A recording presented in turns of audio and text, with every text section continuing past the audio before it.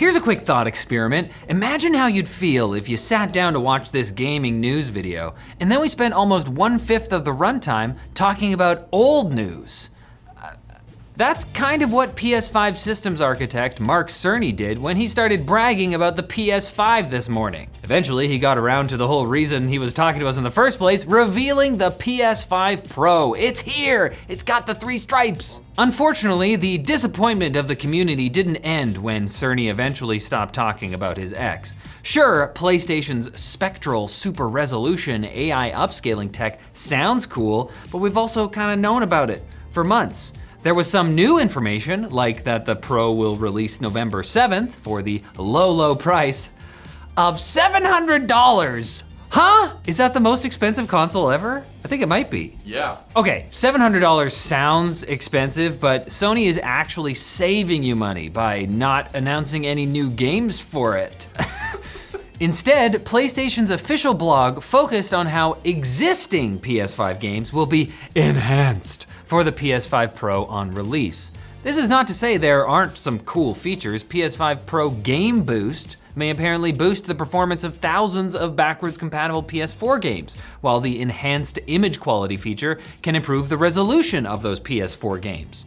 But if you bought those PS4 games physically, well, fuck you, because the $700 PS5 Pro doesn't come with a disc drive. How? Like how? It's a separate purchase. You bought a $700 console. They keep saying they're basically PCs now, and like, But hey, an exclusive hands-on given to CNET of all people, no hate CNET, just why?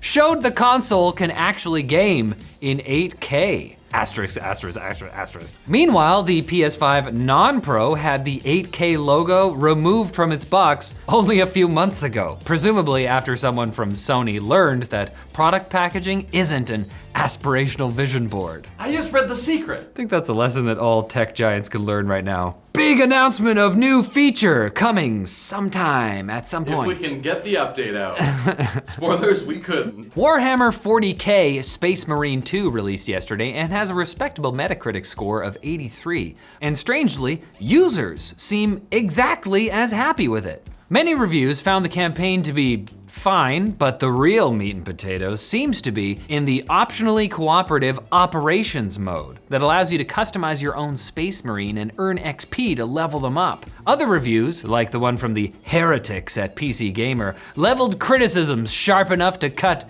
adamantium. We're crossing franchises here. Riley, don't make me purge the unclean, okay? I That don't- is Warhammer 40K accurate. Adamantium? Yes. I thought that was Kill the mutants, Riley. It's in Marvel and Warhammer? Yes, it's based off adamant, which is from Greek mythology. You didn't think more than one person was gonna have the idea? Okay, we're learning far too much. Anyway, PC Gamer found the campaign disappointing and the combat repetitive, claiming it incentivizes melee executions over long-range or even short-range gunplay. PC Gamer also unfavorably compared the operations mode to Darktide, a 2022 co-op game also set in the 40K universe.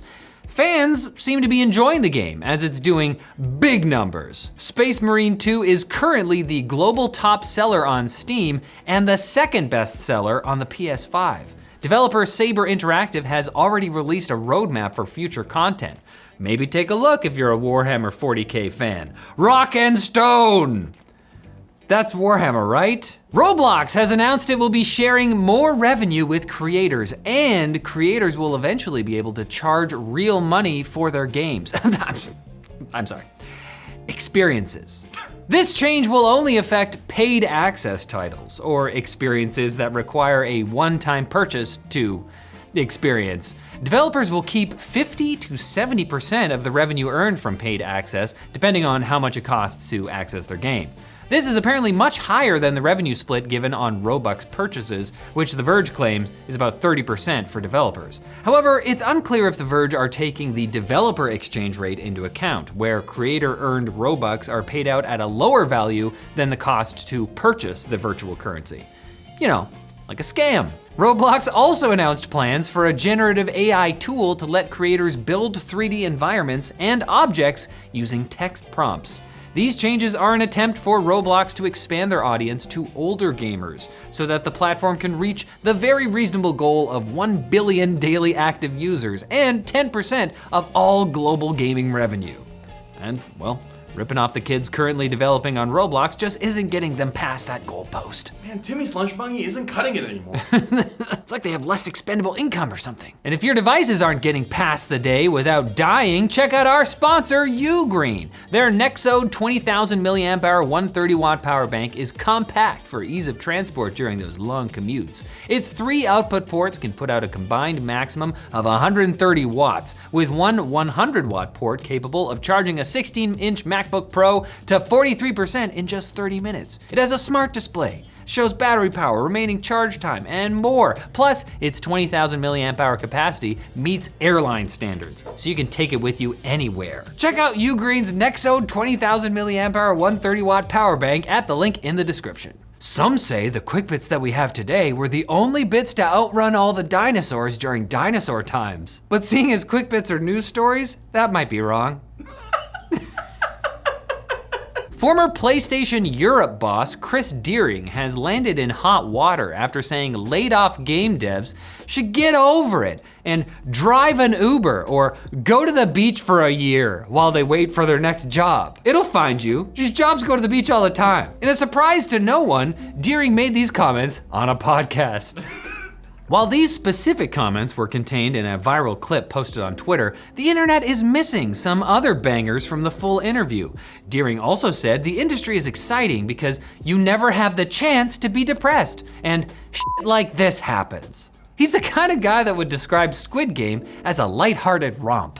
That was in quotes, but he didn't say that, right? I love those mask playing guys. Those mask playing guys are the best. They're the real heroes. Ubisoft has, surprisingly, confirmed they're working on an offline mode for The Crew 2 and The Crew Motorfest to ensure long-term access to both titles. The news comes months after Ubisoft delisted the original The Crew, receiving heavy backlash, which Ubisoft described as gamers voicing concern. If that's what you want to call the things gamers promised to do to Ubisoft, sure, we'll go with that. Sadly, there's still no news of an official solution for keeping the first game alive, but with the Stop Destroying Video Games EU Citizens Initiative now having 6 out of the 7 countries required to meet its signatures threshold, perhaps this is a sign that game publishers are finally starting to get the memo that gamers actually like playing certain video games and they'd like to occasionally continue playing those games that they like. I know, it's just, what? In other Ubisoft news, Slovakian hedge fund AJ Investments has published an open letter criticizing the game publisher as mismanaged and focused only on short-term results, because apparently no one likes Ubisoft, not even the people currently holding its stock. They're holding it as a grudge. That stock has dropped by over 50% over the past year, bringing it to a 10-year low. AJ Investments, which owns less than 1% of Ubisoft stock, called for CEO Yves Guillemot to take Ubisoft private or sell it to a strategic investor. They also accused Guillemot and Tencent of holding shareholders hostage, which we can only hope is a metaphor. Rainbow Six Siege in real life. While Deadlock, Valve's popular new MOBA shooter, is still technically an invite-only alpha, it's already seeing its first wave of blatant cheaters. It's a rite of passage. In-game footage posted online shows players using aimbots and bending bullets around corners, like if Neo from The Matrix was a complete asshole. Angelina Jolie from Wanted was, that's the other reference you could make, yeah. The game hasn't even launched yet, so it doesn't have any ranking system, but there's apparently no achievement so petty that people won't cheat to get it.